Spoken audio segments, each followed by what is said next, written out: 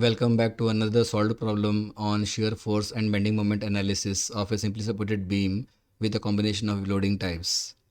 We draw the schematic diagram of a given beam as usual to begin with, supported by a pinned support at the left end and a roller support a little bit inwards from the right end. Let's mark two key points defining the location of some loads on the beam and label the pinned and roller supports as A and B respectively. We also label remaining key points from the left as C, D and E as shown.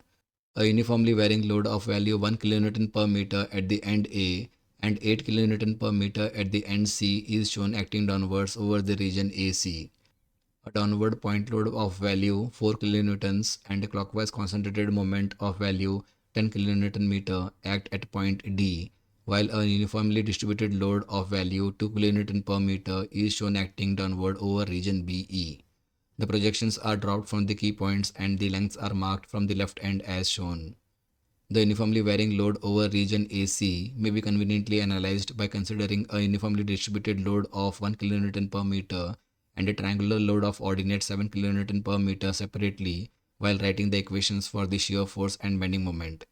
To find the unknown reactions, we first balance the vertical y direction forces as RA plus RB equals 1 times 5 plus half times 5 times 8 minus 1 plus 4 plus 2 times 2.5, which is equal to 31.5 kilonewtons.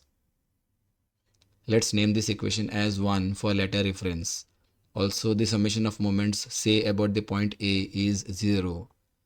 This implies minus 5 times 2.5 minus half times 5 times 7 times 2/3 of 5 minus 4 times 7.5 minus 10 minus 2 times 2.5 times 13.75 plus 12.5 times RB equals 0. This gives RB as plus 14.367 kilonewtons and from 1 RA equals plus 17.133 kilonewtons. Since both the reactions are positive, we retain their upward direction which were assumed earlier tentatively. The values are marked in the schematic diagram for reference. Before proceeding with the method of sections, we mark an arrow pointing right at the reference end A with X indicating the distance of imaginary cross section from it. Now for region AC, for which X is greater than or equal to 0 and less than or equal to 5 meters, let us first estimate the ordinate of the uniformly varying load denoted by question mark symbol at a distance x from the reference as question mark over x equals 8 minus 1 over 5. This gives the ordinate as 7 times x over 5 kilonewtons per meter. The shear force at x now equals plus 17.133 minus 1 times x minus half times x times 7x over 5, which is parabolic with respect to x. The bending moment at x equals plus 17.133 times x minus 1 times x squared over 2 minus half times x times 7x over 5 times x over 3, which is cubic with respect to x. For region CD, for which x is greater than or equal to 5 and less than or equal to 7.5 meters, the shear force at x equals plus 17.133 minus 1 times 5 minus half times 5 times 8 minus 1 and is a constant.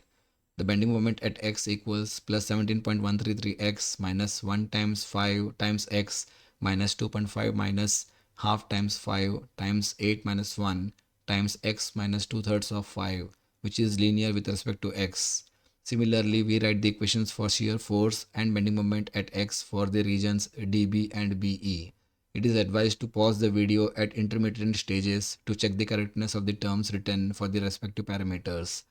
We now draw the zero datum lines for the shear force diagram and the bending moment diagram respectively. Before proceeding to plot the values, let's examine the double derivatives for shear force and bending moment equations with respect to x for the region AC. We observe that both have a negative sign, meaning that the locus of the curves to be plotted shall be both of a maxima type. The shear force diagram is plotted first.